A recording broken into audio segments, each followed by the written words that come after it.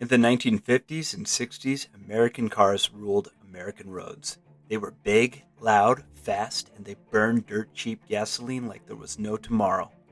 But that all came to a sudden halt in the early 1970s with gasoline shortages and skyrocketing prices. In 1973, the Organization of Petroleum Exporting Countries, known as OPEC, created an oil embargo on the United States and several other allies as punishment for their support of Israel in the Yom Kippur War.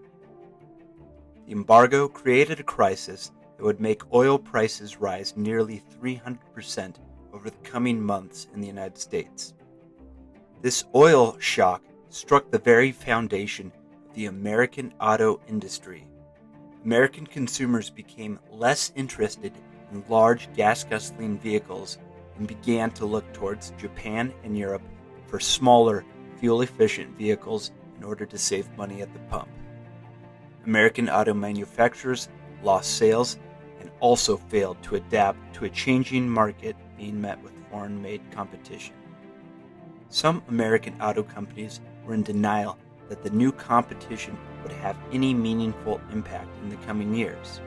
Henry Ford II was even a big skeptic. Yes, I am talking about that Henry Ford II.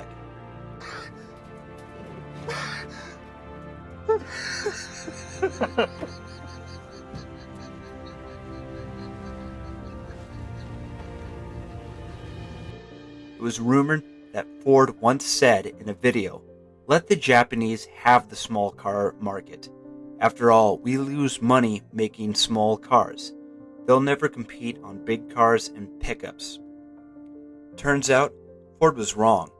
Japanese auto brands eventually got into making trucks and larger vehicles that would take profits away from the American auto production market. Eventually, U.S. automakers would come out with their own compact cars to compete, but regaining the roads to be 100% American-made never happened. This analogy is an example of how a geopolitical conflict disrupted the American industry and changed the automobile sector forever, and we are experiencing a similar scenario today. In 2020, the COVID pandemic caused oil prices to crash, leading to U.S. oil producers laying off workers, halting drilling, delaying new projects, and even seeking bankruptcy protection. This temporary stop on oil production left producers unprepared for the following years. In 2022, Russia's invasion of Ukraine led to the US and Europe to ban imports of Russian oil. The global market now faced a low supply of American oil production and was also met with rising demand to make up for Russian oil that was now banned. This has caused gas prices to skyrocket at the pump. An event The Economist is calling the Great Energy Shock of 2022. With supply chains weakened from the pandemic, oil companies are trying to make up for any lost revenue from the last 2 years. Most experts agree that these oil producers are more interested in paying off debt and satisfying shareholders before they make any effort to increase oil production.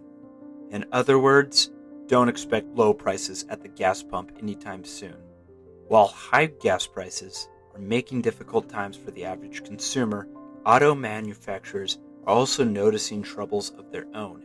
New vehicle sales have been following, such as this chart showing General Motors' steady decline in auto sales over the past few years. Usually, low volumes of new vehicles being sold can be an early indicator that the economy may be heading towards a recession. Obviously, COVID didn't help car sales when everyone was stuck inside. Still, the auto industry's decline is concerning. We are already seeing two challenges the auto industry is facing. 1. With a looming recession, auto manufacturers can expect even less sales of their new vehicles. 2. High gas prices will cause some buyers to look for new, more fuel-efficient vehicles. In the 70s, we saw how consumers found smaller European and Japanese models more appealing. History suggests many Americans will look for better options when buying a new vehicle.